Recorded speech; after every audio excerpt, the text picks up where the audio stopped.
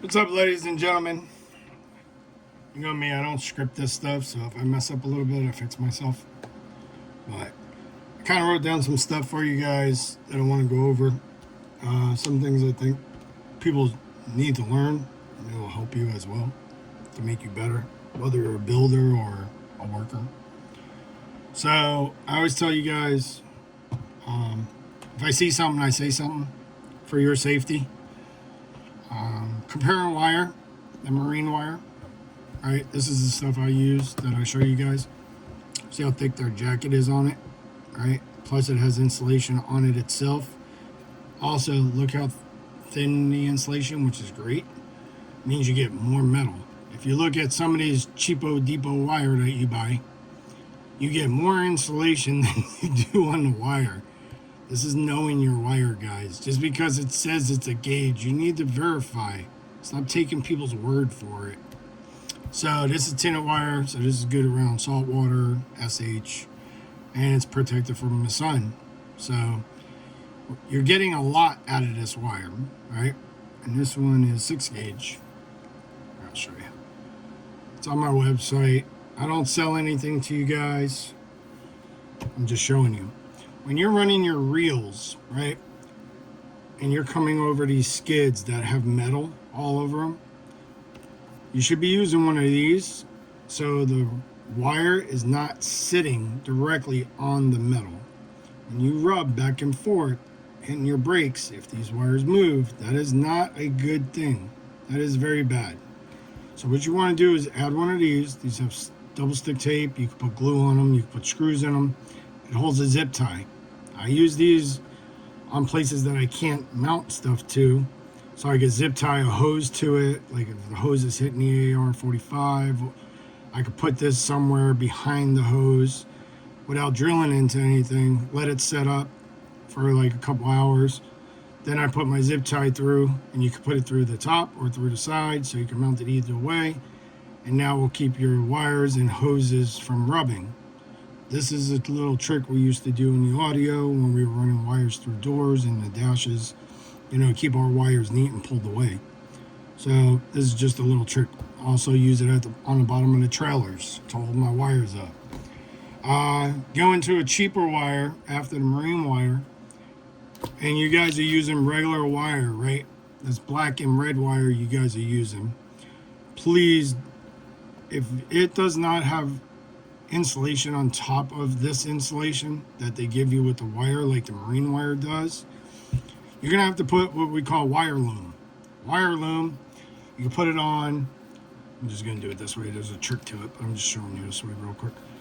So the sun isn't beating your wire, right? A lot of these red wires out here look pink already.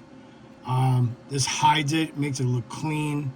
If it did fall and rubbed against a piece of metal, this would protect this wire.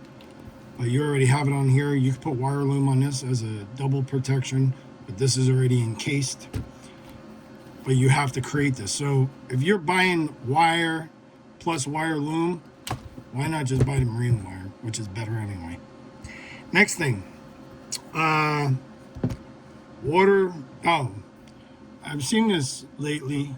A lot of people don't filter the water before the water tank. I don't understand that. We never filtered after the tanks into the pressure washer. That's something new I've seen. We used to always have a big one on the input. So the reason being is you got to filter your main water because that's where you're sucking your water from your soft wash out of, right? And if you're putting a filter on your soft wash, that's creating restriction.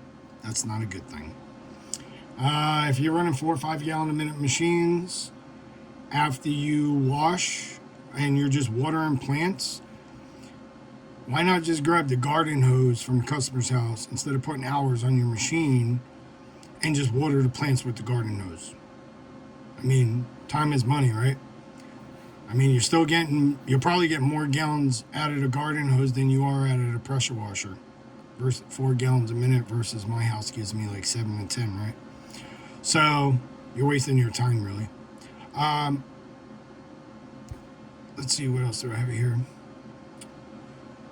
To me, Some of you guys are running your motors to a 12-volt pump. To me, that's just a waste of putting hours and time on a pump and a motor that is unneeded. Just add another battery or two or better. House washers. People were asking me about how many gallons I used on a house. I want to say it was on average about 5. But I believe in dwell time. So, on a roof, they asked me, so on a 2,000 square foot roof, some of you guys, where you're quoting, you should use the county website. It will give you the total dimensions.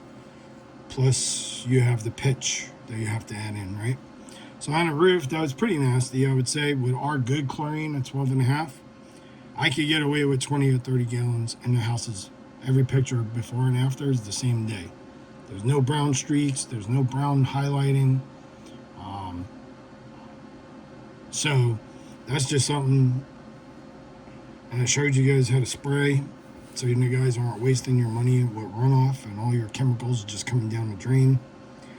Just a lot. There's a lot of business side versus just washing on this. You got to know why things happen. So, and to get better, you have to learn why things are happening, which to me makes you a better washer. All right, guys, I appreciate it, girls. Hopefully that makes a little more sense for you. Bigger wire is going to travel, cleaner energy, be able to get the heat to dissipate. So the pump is actually getting what it really needs without fighting thin wire. I can't think of anything else right now, but let me know if there's anything else I can help you with. Have a great night.